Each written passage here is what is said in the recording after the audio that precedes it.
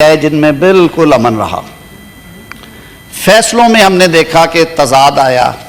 سر 184 کے اختیار کو استعمال کرتے ہوئے اور دیگر آئینی اختیارات استعمال کرتے ہوئے میں معذرت کے ساتھ یہ کہنے سے نہیں رکوں گا کہ ہماری عدالت عظمیٰ نے کروڑوں پاکستانیوں کے الیکٹڈ وزرائے اعظم کو گھر بھیجا۔ جناب چیئرمین آپ خود اس کا شکار ہوئے۔ قائد مسلم لیگ نون میاں نواز شریف صاحب کو جس طرح سے بھجوایا گیا گھر، آئینی طریقہ آرٹیکل 95 میں ہے وزیر اعظم کو رخصت کرنے کا، اور ہم نے وہ اختیار کیا اور ووٹ کی طاقت سے وزیر اعظم تبدیل کیا ہم نے 2022 میں۔ لیکن اس عدالتی طریقے کو ہم نہیں مانتے۔ یہ بند دروازوں کے پیچھے جو معاملے ہوتے ہیں ہم انہیں نہیں مانتے۔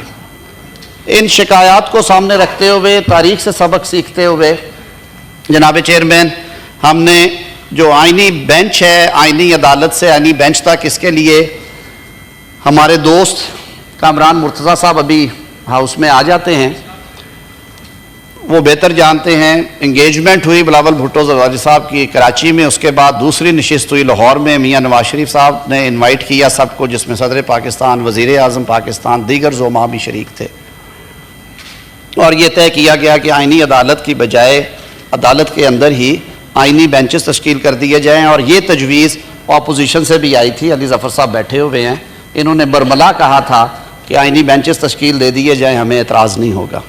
ہم نے کنسنسس ڈیولپ کرنے کے لیے، اس میں خوبصورتی لانے کے لیے یہ بات بھی مانی، اور چیئرمین بلاول بھٹو اپنے اس مطالبے سے پیچھے ہٹتے نظر آئے، اور انہوں نے کہا اگر کنسنسس ہوتا ہے تو بسم اللہ، ہم ضرور کریں گے۔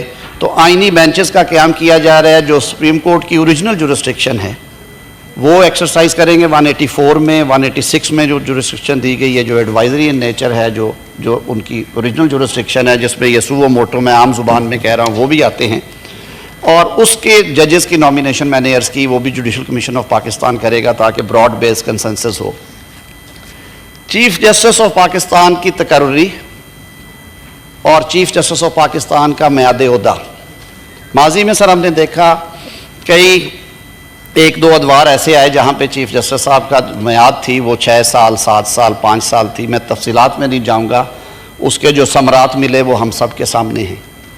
تو اس میں یہ سجیسٹ کیا گیا ہے کہ چیف جسٹس آف پاکستان جس طرح باقی بہت سارے عہدے جو ہیں آئینی عہدوں سمیت، وہ ان کو اپر لیمٹ، اس میں اپر کیپنگ کر دی گئی ہے، میعاد سے جوڑ دیا گیا ہے۔ تو چیف جسٹس آف پاکستان کی جو میعاد ہوگی وہ 3 سال کے لیے ہوگی، تقرر ہوگا ان کا، اور تقرر ہوگا 3 سینئر موسٹ جج صاحبان جو اویلیبل ہوں گے سپریم کورٹ کے at the time of retirement of the outgoing chief justice, تو ان کو نکال کے جو 3 سینئر موسٹ ججز ہوں گے ان میں سے ایک لیے جائیں گے۔ یہ کیوں کیا گیا؟ جوڈیشل کمیشن آف پاکستان کے صوبائی چیپٹرز ڈال کے 1 سال یہ ایکسرسائز کی گئی کہ جو سینیورٹی کا پرنسپل ہے دیگر اور امور کے ساتھ ساتھ وہ کریں یا کچھ اور کریں۔ تو اس سامنے رکھتے ہوئے سر اس میں یہ طے کیا گیا کہ ہائی کورٹس میں پہلے 3 ججز میں سے ایک کا تقرر کیا جائے گا چیف جسٹس کے لیے، اور سپریم کورٹ کی اگر کوئی ویکینسی آتی ہے تو بھی 3 سینئر موسٹ میں سے کنسیڈریشن ہوگی، اور ہم نے اس کا عملی مظاہرہ کیا۔ لاہور کی اپوائنٹمنٹس فرسٹ 3 کے پرنسپل پہ ہوئی۔ تو اس کو میں سمیٹتے ہوئے یہ عرض کروں گا کہ چیف جسٹس پاکستان کی تقرری بھی اب سینئر موسٹ کی بجائے 3 سینئر موسٹ کے درمیان ہوگی، اور اس کو تقرر وزیر اعظم صاحب نے یہ اختیار چھوڑا، یہ اختیار پارلیمان کو دیا، اور ایک 12 رکنی پارلیمانی کمیٹی تشکیل دی گئی جو پرپوز کی گئی ہے، جس میں اپوزیشن اور حکومت شامل ہے۔ وہی فارمولہ جو ہم پہلے کرتے ہیں، جیسے الیکشن کمیشن ہے، باقی جگہیں ہیں، یہاں پہ ہم نے انہیں کہا کہ وہ متناسب نمائندگی کے تحت پارلیمانی لیڈران ان کو اپوائنٹ کر دیں گے، اور وہ 2/3 اکثریت سے، صرف اس وجہ سے کہ کنسنسس بیسڈ ڈیسیجنز ہوں، سمپل میجورٹی نہ ہو، سارے مل کے کریں ہم، تو وہ 12 رکنی کمیٹی جو ہے وہ 2/3 کے ساتھ چیف جسٹس کے نام پہ اتفاق کرے گی۔ پہلے نمبر پہ کرتے ہیں تو وزیر اعظم صاحب وہ سمری بھجوا دیں گے صدر صاحب کو، دوسرے نمبر پہ کرتے ہیں، تیسرے پہ جاتے ہیں، سو آن، تو وہ اس طرح سے ہو جائے گا۔ ایک بہت بڑا کام ہوا سر, ہمارا بہت بڑا چیلنج ہے انوائرمنٹ کا اس وقت. یہ میرے خیال میں ہم وہ جنریشن ہے, اگر ہم نے کچھ نہ کیا تو شاید یہ پلانٹ ہمیں معاف نہ کرے. سر اقوام متحدہ نے بھی کہا ہے کہ یہ اب اس کو ساری دنیا ایک ریڈ بٹن دبایا ہوا ہے. شہری رحمان صاحبہ بیٹھی ہیں, ان کی اور کچھ دیگر ساتھیوں کی اور اٹارنی جنرل صاحب کی تجویز تھی کہ یہ ویک اپ کال دینے کا ٹائم ہے اور ریاست کو جاگنا چاہیے. جناب چیئرمین 9A آرٹیکل کا اضافہ کیا گیا ہے اور یہ فنڈامنٹل رائٹ کے طور پہ اس کو اکنالج کیا گیا ہے کہ جو every person shall be entitled to a clean, healthy and sustainable environment. یہ ایک بہت بڑا قدم ہے. اس کے بعد وفاقی اور صوبائی حکومتیں جو ہیں وہ آگے بڑھیں گی اور ہمیں امید ہے کہ ہم ان چیلنجز سے نمٹنے کے لیے اپنا کردار ادا کریں گے. جناب چیئرمین, اسی طرح صوبوں میں بھی کانسٹیٹیوشنل بینچز کی گنجائش پیدا کی گئی ہے ہائی کورٹس میں اور اسلام آباد ہائی کورٹ میں, اور اس کا بھی وہ سارا طریقہ کار اسی طرح دے دیا گیا ہے. ان کا تقرر بھی جوڈیشل کمیشن آف پاکستان کرے گا, لیکن صوبائی خود مختاری کو سامنے رکھتے ہوئے, حالانکہ یہ وفاق کا رائٹ ہے اس پہ انیکٹ کرنا, اسی لیے ہم کر رہے ہیں.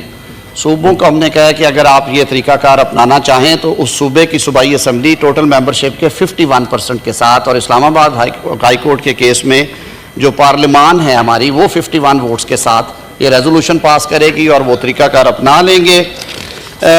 ہمارے JUI کے دوستوں نے اس میں ہم سے مشاورت کرنے کے بعد سینیٹر کامران مرتضیٰ صاحب نے 5 امینڈمنٹس آج داخل کرائی ہیں جو کہ وہ ون آفٹر اندر پیش کریں گے اپنے نمبر پہ. جی نہیں سر, وہ کلاز بائی کلاز آئے گا نا, ہماری آپ کی تو ہے ہی نہیں سر. ہم نے کنسنسس ڈیولپ کیا, ان 5 جو کلازز ہیں ان کے اوپر بھی ہمارا اتفاق رائے ہے. کابینہ نے بھی مجھے آتھورائز کیا کہ سب کا اتفاق رائے کیونکہ ہوا تھا اس پہ, تو ہم ان 5 کلازز کو جن میں وفاقی شرعی عدالت کے حوالے سے ہے, اسلامی نظریاتی کونسل کے حوالے سے ہیں امینڈمنٹس, جو وہ پیچھے فیصلہ آیا اسلامی جو فیڈرل شریعت کورٹ کا اس میں ربا کے حوالے سے, تو وہ کامران مرتضیٰ صاحب کی کلازز ہیں 5, اس پہ ہمارا یہ اتفاق ہے کہ ہم اس کو سپورٹ کریں گے. سر یہ اس کے خد و خال تھے. کچھ چھوٹی چھوٹی امینڈمنٹس ہیں جو آپ کے سامنے آئیں گی, ٹائم ٹو ٹائم اس کو ایکسپلین کر دیں گے اگر کسی کو اس پہ کوئی بات کرنا ہو. میری سر یہ استدعا ہوگی اس ایوان سے کہ ہم سارے ایک اچھی نیت کے ساتھ ہم نے کام شروع کیا تھا. ہماری یہ خواہش تھی کہ اپوزیشن کے تمام ساتھی اس میں ساتھ دیں.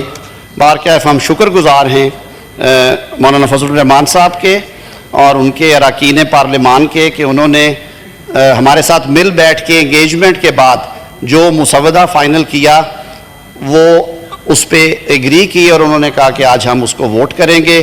میں سارے ایوان سے یہ استدعا کروں گا کہ آج جو بل پیش ہونے جا رہا ہے اس کو پاس کیا جائے.